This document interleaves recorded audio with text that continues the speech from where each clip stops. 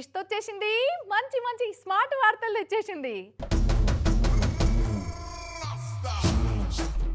ఏషిన CC రోడ్లు, కట్టించిన కాల్వలు, కల్వట్టులు, మోరీలు, షేపిచ్చిన development పనుల బిల్లులు మంజూరైతలేవని సర్పంచులు, మాజీ సర్పంచులు, గుత్తేదారులంతా గగ్గోలు పెడుతుంటారు మన తాన. అప్పో సప్పో తెచ్చి పనులు చేపించిన పాపానికి చేసిన అప్పులు కుప్పలు లెక్క పెరుగుతుంటాయి తప్ప సర్కారోళ్ళు బిల్లులు శాంక్షన్ చేస్తలేరని ధర్నాలు కూడా జరుగుతుంటాయి. అయితే చేసిన పనులకు బిల్లులు చక్కగా వస్తలేవు కానీ గీడో తాన చెయ్యని పనికే అడ్వాన్స్గా పైసలు అప్పచెప్పిరట కాంట్రాక్ట్ కంపెనీ వాళ్ళకు. చూడుర్రా గమ్మతి ముచ్చడే అన్న. ఈడ సీసీ రోడ్ కానెత్తుందా మీకెవరికైనా? మంచిగా చూసి చెప్పురు జరా. ఎందుకంటే పట్నం పాత బస్తీ ఐఎస్ సదన్ డివిజన్ సింగరేణి వాంబే కాలనీలున్న ఈ జనాలకు ఈడ సీసీ రోడ్ ఏం కానెత్తలేదని కయ్యం పెడుతున్నారు. కానీ చార్మినార్ జోనల్ జిహెచ్ఎంసీ అధికారులు ఖాన్ కన్స్ట్రక్షన్ కంపెనీల లెక్క ప్రకారం 10 నెలల కిందటనే ఈడొక సీసీ రోడ్డు పోసిర్రు. అట్లా పోసిన ఆ సీసీ రోడ్డుకు 10 లక్షల రూపాయల బిల్లు కూడా అందిందట వాళ్లకు. మరి ఈడ సీసీ రోడ్డు ఏడపాడైంది అంత మట్టే కదా కానొస్తుందని అంటారా? ఆడున్నోళ్లకు సుష్టోళ్ళందరికీ కనబడ్డది మట్టే. కానీ అధికారులు కాంట్రాక్టర్ల లెక్క ప్రకారం ఈడొక సీసీ రోడ్డు పోసిర్రు అన్నట్టు. ఇంటుంటే గమ్మతుందిలే. కానీ జరిగిన ముచ్చట అయితే ఇదే. దొంగకు సర్ది కట్టినట్టు దొంగ కాంట్రాక్టర్ కంపెనీలకు పైసలు ముట్ట చెప్పిరట చార్మినార్ జిహెచ్ఎంసీ జోన్ అధికారులు. ఇక ఈ సంగతి ఐఎస్ సదన్ డివిజన్ కార్పొరేటర్ జంగం శ్వేత మధుకర్ రెడ్డిలు కనిపెట్టి జిహెచ్ఎంసీ కమిషనర్ ఖర్నన్ సార్కు కంప్లైంట్ ఇచ్చుడుతోటి బయటపడ్డది అసలు కథ.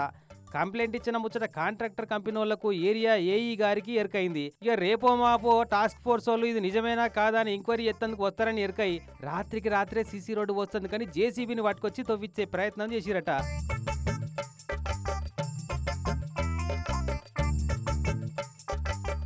ఇక ఎట్లుంటది? ఉరుముల్లేని పిడుగులు లెక్క అర్ధరాత్రి సీసీ రోడ్డు పనులేంది? కార్పొరేటర్ అందుబాటులో లేరు, జనాలకు ముచ్చట ఎవరికి తెలియదు అని అందరూ కూడా ఈ అసిస్టెంట్ ఇంజనీర్ మీద మర్రబడ్డరికి ఇట్లా రోడ్లు వేసినామని చెప్పి బిల్లు క్లెయిమ్ చేయడం జరిగింది. 8,89,000 సమ్ చేంజ్, అంటే సుమారుగా 9-10 లక్షలకు దగ్గరగా ఉన్నటువంటిది ప్రజాధనం లూటీ జరిగింది అనేది స్పష్టంగా తెలుస్తుంది. మరి ఏం సంగతి అయ్యా ఏఈ గారు అని బండి మీద వచ్చిన జిహెచ్ఎంసీ అసిస్టెంట్ ఇంజనీర్ అన్సారీ గారిని అడిగితే అట్లా కాదు సార్ అది అని నీళ్లు నవిలినట్టు మాట్లాడండి ఇట్లా. उसके बाद में पेपर में आया आपका रोक लेते जो है सर रनिंग फाइनल करने जाते हैं आगे रात में चलता सीसी रोड का काम जो भी है रातों में चलता, दिन में आरएमसी गाड़ियां नहीं आते, कटिंग वो सब कुछ पब्लिक प्रॉब्लम होता है राइट में करते. మంది సొమ్ము మంగళవారం అడిగేటోళ్ళు ఎవరికి తెలుస్తుంది? అంత కాయిదాలు సంతకాలు పనినాయి, అదంతా మన చేతుల్లోనే ఉంటది అని ఎంత గోల్మాల్ చేసిరో జూడిగా. ఓ దిక్కేమో చేసిన పనులకే బిల్లులు దిక్కు దివానం లేవంటే వీళ్ళేమో చెయ్యని పనులకే అడ్వాన్స్ గా బిల్లులు ఎత్తుకపోతున్నారంటే ఎంత మేధావులో చూడు. ఇంకిట్లా బయటపడని బిల్లుల భాగవతాలు ఎన్నున్నాయో అని తిడుతున్నారు. ఈ ముచ్చట చూసిన ఐఎస్ సదన్ పబ్లిక్ అంతా.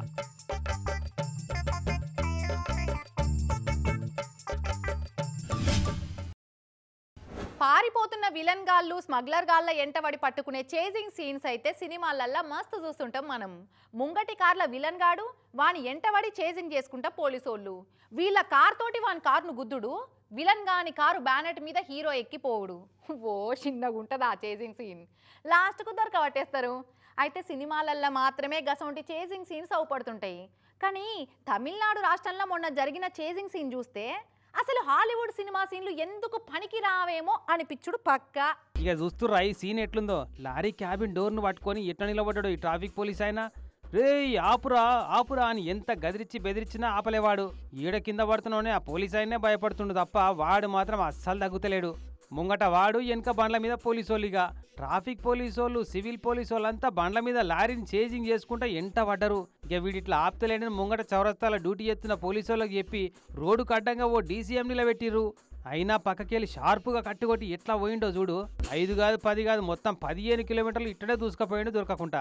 లాస్ట్కు ఈ సిగ్నల్ కాడ పబ్లిక్ అంతా బండ్లు ఆపి కానొస్తే పక్కకెళ్ళి పోనిద్దామని చూసి డివైడర్కు గుద్దుకుంటే ఆగిపోయింది లారీ. ఇక లారీ అట్లా ఆగంగానే దబ్బున ఉరికిపోయి లోపటన దొంగని దిగురా పడివే అని బెదిరిస్తే ఎట్లా మర్రపడుతుండో చూడు వాడు. పోలీసోళ్ళు పబ్లిక్ ఎవ్వరు మీదికి పోయినా భయపెట్టిస్తుండు వాడే. ఇక అందరు కలిసి గుంజి కింద పడిచి దంచుడు దంచితే దమ్మైండు. అప్పుడు ఇంతకు ఎవడిడు ఏంది కథ అంటే వీడో దొంగోడు. తమిళనాడు రాష్ట్రం చెంగల్పట్టు కాడ చెన్నై తిరుచి నేషనల్ హైవే మీద జరిగిన కథ ఇది. మొన్న 4 వద్దుల కిందట టోల్ గేట్ కాడ రీఛార్జ్ చేసుకుందామని దిగిండట ఈ లారీ డ్రైవరు. గంతే ఈడంగానో వచ్చి డ్రైవింగ్ సీట్లో కూర్చొని లారీ చాలు చేసుకొని దంచుకపోతూనే ఉండట దొంగోడు. వెంటనే అక్కడున్న పోలీసు వాళ్ళని అలర్ట్ చేస్తే ఎంటబట్టరు కానీ 15 కిలోమీటర్ల దాకా 10-15 మంది పోలీసు వాళ్ళకు సుక్కలు చూపెట్టినీడు. అయితే వీడొక దిమాగ్ సకలేని దొంగ మెంటల్ కేసుగాడని తేలిందట. తిరునల్వేలిలో ఉంటాడట ఈ సుభాష్ అనేటోడు. మరి దిమాగ్ సక లేకుండా గంత మంచి డ్రైవింగ్ ఎట్లా చేస్తుండో కానీ పట్టుకొచ్చి దవాఖానలేసి ట్రీట్మెంట్ చేపించి కేసు రాసుకున్నారు చెంగల్పట్టు పోలీసు వాళ్ళు. కానీ సినిమా చేసింగ్ సీన్ కూడా ఎందుకు పనికిరాదు అనిపిస్తుందిలే. నయం ఇంత పెద్ద సీన్ జరిగినా ఎవ్వరికి ఏం కాకపోవడే గొప్ప ముచ్చట అంటే. పాకిస్తాన్కు మనకు యుద్ధమైనాక చాలా మందికి లోపట దేశభక్తి ఓంబత్తి లెక్కనే రగిలిపోతుంది. అది ఎంత పీక్ లెవెల్ ఉన్నదంటే మైసూర్ పాక్ల పాక్ ఉందని మైసూరు శ్రీ అని పేరు మార్చి అంత దేశభక్తులు మన దేశంలో ఉండు నిజంగా మన దేశం చేసుకున్న అదృష్టం అనే చెప్పాలి. నేతి బీరకాయల నెయ్యి ఉంటుందా, మైసూరు పాకుల మైసూరు ఉంటుందా, మైసూరు బోండాల మైసూరు ఉంటుందా, కాకినాడ కాజాల కాకినాడ ఉంటుందా, చెప్పురి ఉండదు కదా. కానీ మైసూరు పాకుల మాత్రం పాకిస్తాన్ ఉన్నదట. పాక్ అంటే పాకిస్తానేనట. కాబట్టి ఆ పాక్ అన్న పదమే లేకుండా మైసూరు పాకు మైసూరు శ్రీ అని కొత్త నామకరణం చేసి పురుడు పేరంటం చేసిండు రాజస్థాన్ జైపూర్లుండే త్యోహారు స్వీట్ హౌస్ ఓనరు. ఆ ఒక్కదానికే కాదు, ఆయన స్వీట్ షాపులు అమ్మే మోతీపాకు, ఆంపాకు, గోండుపాకు అనే స్వీట్ పేర్లకు కూడా మోతీశ్రీ, ఆమ్శ్రీ, గోండుశ్రీ అని పేరు మార్చి ఇదే నా దేశభక్తి, అందరి ఎక్కదీపం లెక్క దీన్నే ఫాలో కావాలన్నట్టు చెప్పుకొచ్చే పెద్ద మనిషి. ఈ స్వీటు దుకాణపన్న స్ఫూర్తితోటి పాకు, పాకం అన్న పేరున్న ప్రతి పదాన్ని మార్చి శ్రీ అని చేరుస్తే ఈ ఫోటోను 10 మందికి పంపితే వచ్చే 10 నిమిషాలలో నీకు అంతా మంచిగా అవుతుందని వాట్సాప్లో వచ్చే ఫార్వర్డింగ్ మెసేజ్ లెక్క మంచిగా అవుతుంది అన్నట్టు అందరికీగా. బెల్లం పాకంకు బెల్లం శ్రీ, చక్కెర పాకంకు చక్కెర శ్రీ, దీపక్ అని పేరున్నోళ్లకు దీపశ్రీ, కరివేపాకు కరివేశ్రీ, తమలపాకుకు తమలశ్రీ, తుపాకీకి తూశ్రీ, చెన్నై షెపాకు స్టేడియంకు చేశ్రీ, పకోడీకి కోడిశ్రీ అని పిలవాలేమో. అట్లనే పాకశాస్త్రం అన్నదాన్ని వంట శాస్త్రం అని మారవాలి. పూరి పాకను పూరిశ్రీ, పశువుల పాకను పసల కొట్టమనాలి అన్నట్టు. కొలను పాక, మండపాక అనే ఊర్లు కూడా ఉన్నాయి కదా, వాటి పేర్లు కూడా మండల శ్రీ అనో, మండపేటనో, కొలను శ్రీ అనో పెట్టుకోవాలన్నట్టు. రాపాక అని కొందరికి ఇంటి పేరు కూడా ఉన్నది, వాళ్ళేమో రాశ్రీ అని కూడా మార్చుకోవాలేమో. ఇక తెలుగులో పక్క అనే పదాన్ని కూడా నిషేధించాలి, పుస్తకాలలో తీసేయాలి. పక్కపక్క నవ్విర్రు అన్నదాన్ని శ్రీశ్రీ నవ్విండని అనాలి. పాకుతూ నడుస్తున్నాడు అంటే శ్రీతూ నడుస్తుండ అనాలి. హైదరాబాద్లో పాకీజా అనే బట్టల షాపులు కూడా ఉన్నాయి, వాళ్ళంతా శ్రీజ అని పేరు మార్చుకొని దేశభక్తిని బయట పెట్టుకోవాలని నెటిజన్లుగా కారెడ్డాల కామెంట్లు చేస్తున్నారు. మూర్ఖత్వం కాకుంటే పాకిస్తాన్ దేశం పుట్టక ముందు నుంచే పాకం అనే పదం 1000 ఏళ్ల కిందనే ఉన్నది. కానీ పాకంలో పాకిస్తాన్ చూస్తున్న వాళ్ళను ఏమనుడో తెలుస్తలేదని చాలా మంది ఆ స్వీట్ షాప్ అయిన తెలివికి జోహార్లు చెప్తుంటే, ఇంకొందరేమో ఆహా ఇది కదా అసలైన దేశభక్తి అని జబ్బదార్చుకుంటున్నారు. నిన్నయాల మనుషులకైతే తాసుపాములకున్నంత కోపాలుంటున్నాయి. నిమ్మలంగా మాట్లాడుకోవాలన్న ముచ్చటే మర్చిపోయి సాటి మనుషుల మీద కసుబుసులాడుకుంటా కయ్యాలకు దిగుతున్నారు. గట్నే బెంగళూరు సిటీలో మొన్నొక పంచాయతీ వల్ల ఓ 2 ముచ్చట్లు మాట్లాడుకుంటే ఒడిచేదానికి మూతులు ముక్కులు వలగొట్టుకొని కేసులు మీదేసుకునేంత వరకు పోయింది లొల్లి సల్లగుండా.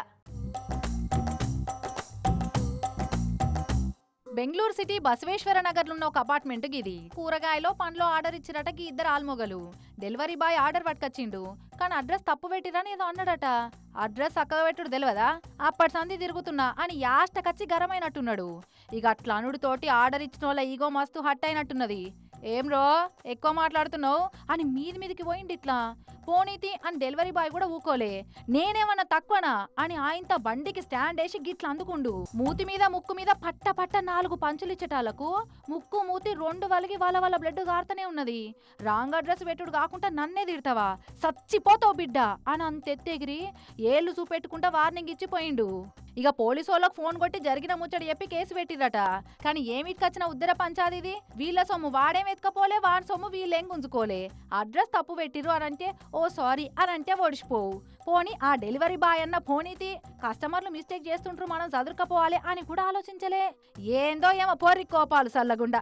ముక్కుల మిన్నే ఉంటున్నాయి మనుషులకైతే కోపాలు.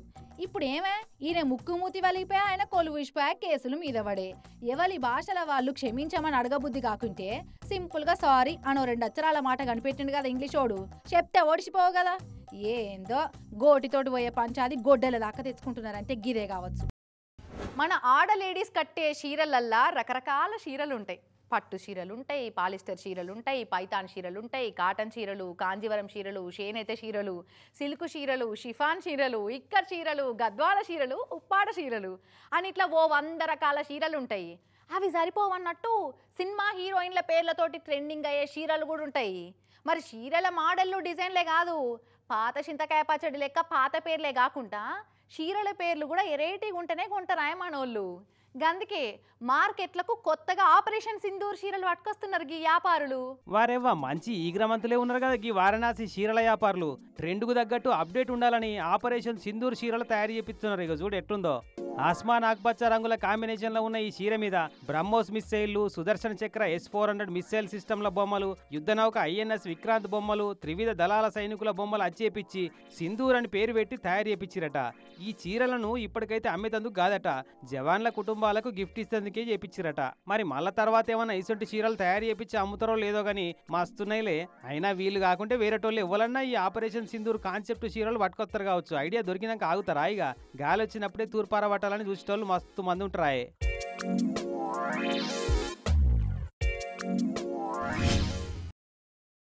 నడుస్తుంది ఎండాకాలం లెక్కలేదు, వానకాలం లెక్కలేదు, అటు ఇటు కాకుంటున్నది కాలం.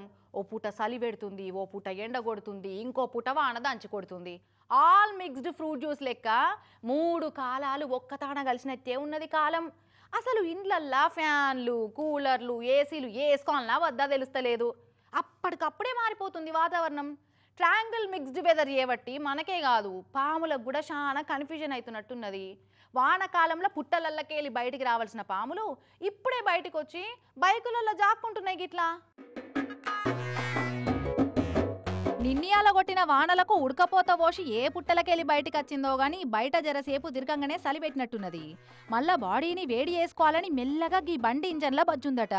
ఇక చూడుర్రి, దగ్గరి పోతే బుస్సు బుస్సుమని బుసలు కొడుతుంది. దానంతటా అదేమో బయటకు వస్తలేదు. ఇక ఇట్లా లాభం లేదని బండి మెకానిక్ను పట్టుకొచ్చి మొత్తం ఏ పాటుకు ఆ పాటు ఇప్పదీసిండ్రు. ఇట్లా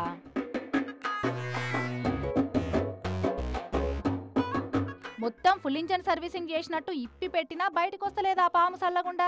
అగ చూడుర్రి, మూతి బయటికి పెట్టి రేయ్ ఎవర్రా మీరంతా, ఇది నా అడ్డా అన్నట్టు ఎట్లా తొంగి చూస్తుందో.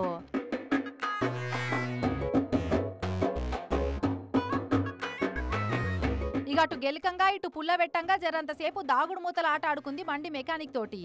ఇగిళ్ళు నన్ను ఉండనిస్తలేరీడా, వేరే అడ్డాన్న చూసుకోవాలి ఎచ్చగా ఉండేటట్టు అని బండి దిగి బయట పడ్డది. అగో ఈ బండ్లకెళ్ళి బయటకు వచ్చి పక్క బండ్లకు పోతుందేమో అని ఆ బండి ఆయనకు గజ్జుమన్నది. అసలే గంట సేపటికెళ్ళి సతాయించి బండంతా ఇప్పి కుప్ప పెట్టించింది. రాజన్న సిరిసిల్ల జిల్లా చెందుర్తి మండల కేంద్రంలో ఉన్న ఒక రైతు బండి ఇది. అందరు చూస్తుంటేనే ఎక్కింది కాబట్టి సరిపోయింది. చూడకుంటే సీటు కింద పామును పెట్టుకొని పోతే ఎట్లుంటుండే అని తలుసుకుంటేనే పానం జల్లుమన్నదట రైతుకు. ఇంకిది ఏం పామో గాని బండ్లెదురున్న పాము కథ చూసిండ్రు కదా. ఇక ఇప్పుడు గుడ్లు పెట్టి కోడి పొదిగినట్టు ఆ గుడ్ల మీద కూసున్న కొండ శిల్వను చూడుర్రి. అబ్బా ఎంత ముద్దుగా పొదిగిచ్చి కూసున్నావు చూడుర్రి గుడ్ల మీద. విశాఖ జిల్లా పెందుర్తి రాంపురం కాడ ఒక రైతు పొలంలో అవుపడ్డదట ఈ కొండ శిల్వ. చిన్న పొడుగు లేదు పోర్రి. అయితే దాన్ని గెదుముకుంటా పోతే చక్కగా పొలంలున్న ఈ గుంతలో పోయి కూసున్నదట. లోపట ఏముందా అని చూస్తే మంచిగా గుడ్ల మీద కూసుంది. వెంటనే స్నేక్ క్యాచర్ కు ఫోన్ కొడితే వచ్చి బయటికి తీసి ఫారెస్ట్ వాళ్ళకి చెప్పిర్రట. ఇక వాళ్ళు వీళ్ళు కలిసి గుడ్లను కొండ శిల్వను పొలంలోకెళ్ళి పట్టుకపోయి జంగ అల్లిడిచి పెట్టిరట. ఇటువంటి పవన్ కనిపించినప్పుడు కూడా ఎవరు కూడా చంపే ప్రయత్నం చేయొద్దు. చూడండి పవన్ చంపకూడదని చెప్పి నా నెంబర్ ఎత్తుకొని సొసైటీకి ఇన్ఫార్మ్ చేసి నీ రాగానే మమ్మల్ని అందరూ కౌగులించుకొని ఇలాగే అందరూ కూడా పవన్ చంపకూడదు. చాలా పర్యావరణకు అవసరం. కరెక్టే కావచ్చు, కానీ చూడకపోతే కాటయ్యా చూట్టుకొని చంపయ్యా. ఆటి భయం ఆటికుంటే మనుషుల భయం మనుషులకు ఉంటదాయే. పొలంల కాడనైతే ఎలుకలు కప్పలో సొంటి ఫుడ్ దొరుకుతుంది. ఎటు తిరగవలసిన అక్కరుండదని మెట్ట పెట్టి గుడ్లు పెట్టినట్టున్నది.